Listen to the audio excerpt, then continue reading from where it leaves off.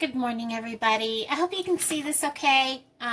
This is venison from my deer that I got back in late November. Second day of deer season. I got a really nice deer, and I processed it myself. And this is one that I cut up that is a roast. My hands are clean. I cut butter off and put it in the pan already with my knife. So anyhow, as always, after I thaw, I want to make sure that I didn't leave any unwanted hair or anything on it. I don't see any. Now, I'm making rigatoni with venison. So all I'm going to do is go ahead. I'm going to slice this off and kind of, you're going to see the butter. It doesn't matter. It's all going in the pan with butter. And you'll see this. I don't want this in my pan, so I'm going to be peeling that off. And I did put this in the microwave, so you're going to see that kind of like where I thawed it in the microwave. I don't want that either. I'm going to be a little picky with my meat, so, we're just going to get rid of that.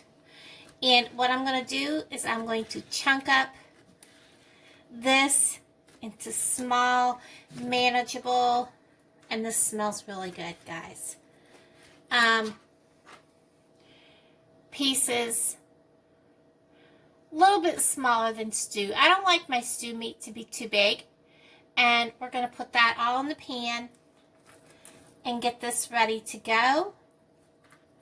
Oh, it's still attached. And I won't have you watch me cut all this up. I am making rigatoni kind of like my mom did. She always cut her. We lived on venison because my dad and all three of my brothers would hunt in upstate New York. You each got a buck, plus each person got a doe.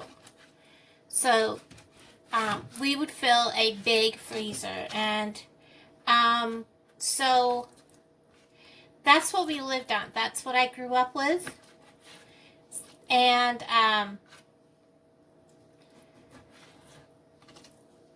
most of our meat was, whenever we had a meat meal, it was venison.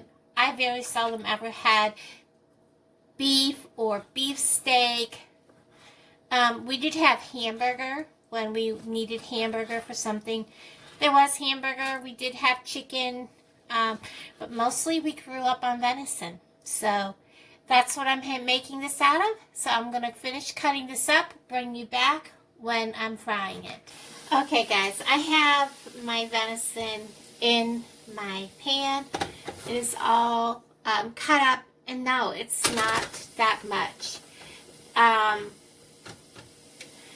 And that was probably about a pound package.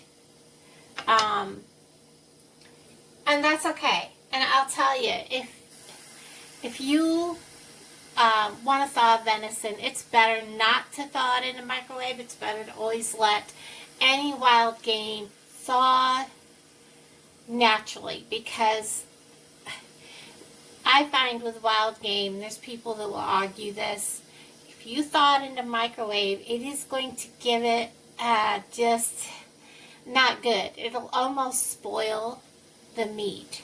So that little piece that kind of had that funkiness from being partially thawed in the microwave, because I wanted to hurry up the thawing process a little bit. That little strip, I just tossed it. I wasn't going to have that bad taste. Even though it wasn't bad, it gives it a nasty taste.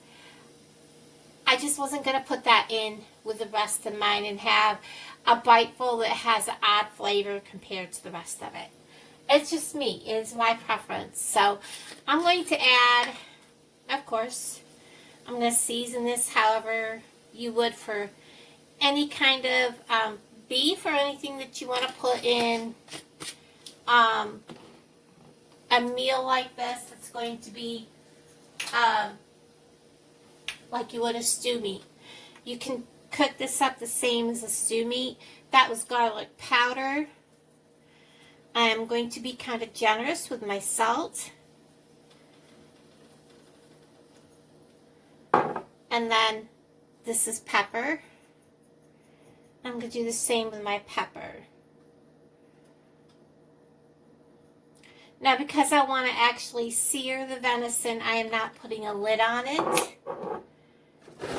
I have this on about 4, so about medium-low.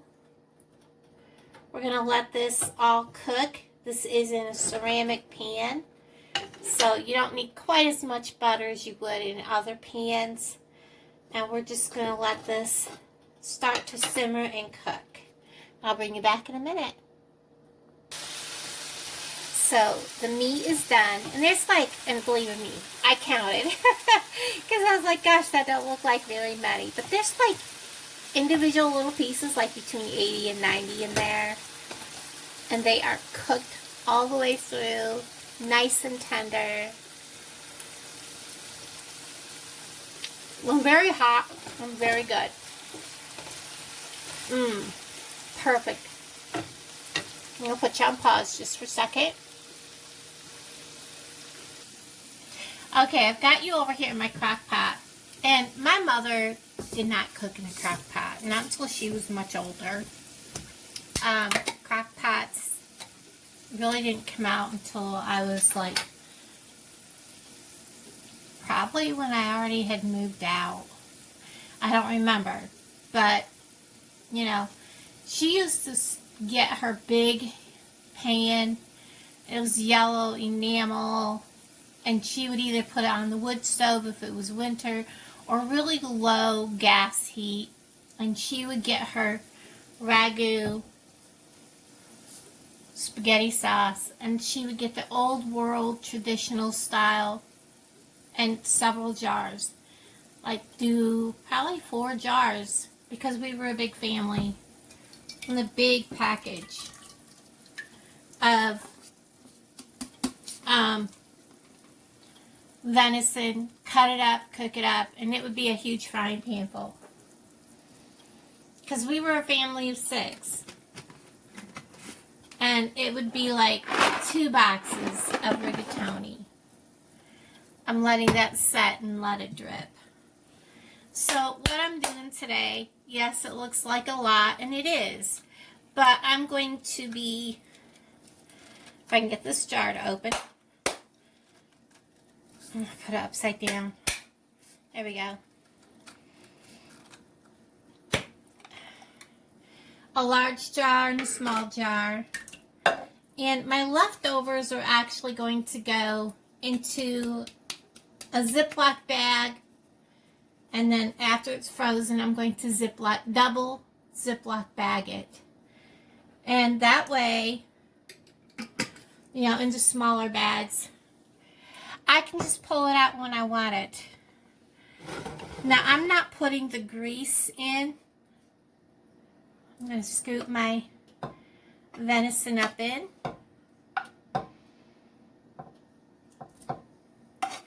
Now, my mom used to simmer this for all day. She would start it in the morning and just simmer her sauce all day long. Now, I have an electric stove. That's not going to happen.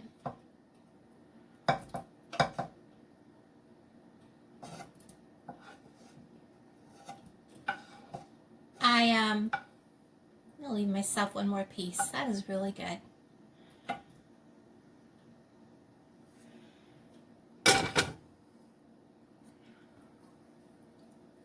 Almost dropped it.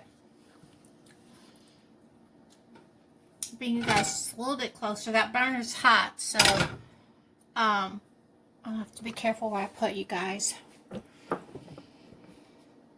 And I don't want to drop my phone in it.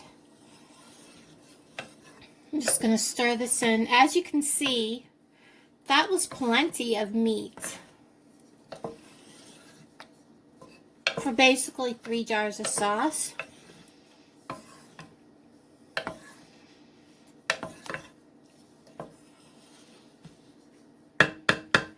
For me, I'm going to start this on high. Let it cook till it gets good and hot. Let it cook for a couple hours. And turn it down on low for a couple of hours. And then I'll cook my rigatoni. Just a small batch of rigatoni because it's just me. I'm going to put sauce in it. And then I'm going to let the sauce cool. And then I'm going to put and bag up the sauce into serving size baggies. And then freeze it. So I'll bring you back in a little bit. As you can see, my water is boiling. I'm going to add just a dab of margarine to my water. And then, because it's just me and I'm not going to make a huge pot of this, I'm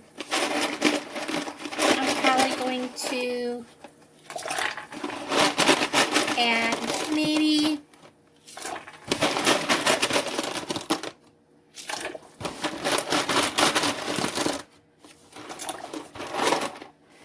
a third of a box. I don't know if you can tell how far down I took that. Maybe a little bit more. We'll go a little bit more. Because, I don't know, maybe I'll go ahead and do half a pound. I have plenty of sauce. We'll do half a pound and have leftovers and hope it doesn't go to waste, guys. That's the biggest thing is I don't eat much at a time. So I try not to cook up too much at a time. Put that right there out of the way for the moment. And I'll show you. I've got the sauce. And it's, oh my gosh, it's so good. So yummy. The steam get away.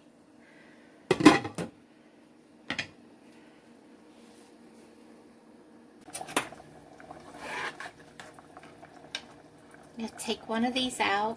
You can see how that squishes. You don't want it to be too soft, because if it's too soft, it's just going to be flat in your bowl and not so appetizing. But it squishes and bounces back. It is way too hot to taste test. Stand it on end, let all the water come out. Let it cool.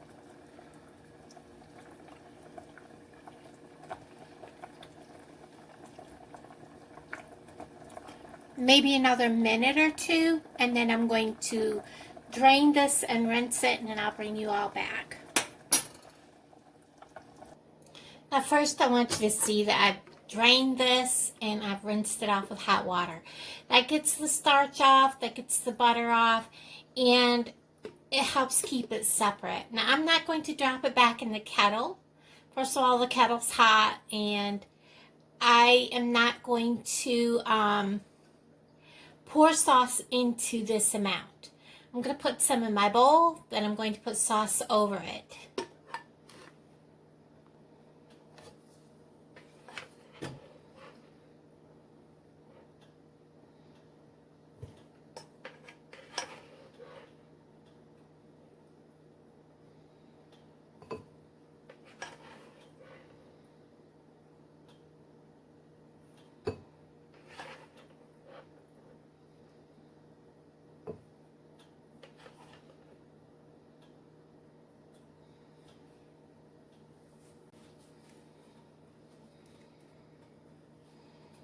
Kind of made a bit of a mess. I had too much in my spatula, or my dipper.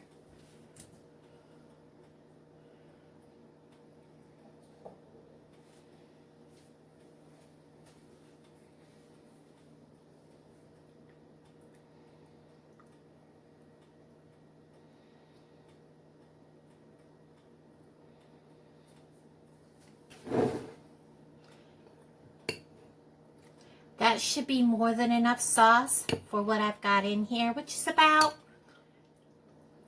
not even a quarter of a pound. And trust me, I won't eat all this. I'll eat maybe half of it. You can season this. You can add cheese to it.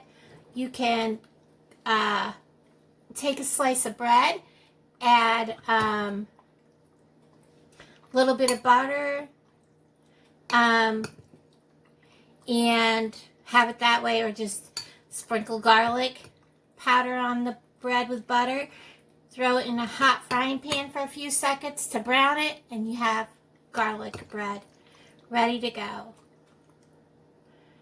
So there is my late lunch today because it took a while for it to cook in the crock pot. An old family favorite, venison, rigatoni, and you know, it just is a good meal any time of the year, especially in the winter. Everybody, thanks for watching. Thanks for hanging out with me. And I'll talk to all of you guys down in the comments below. Bye, guys.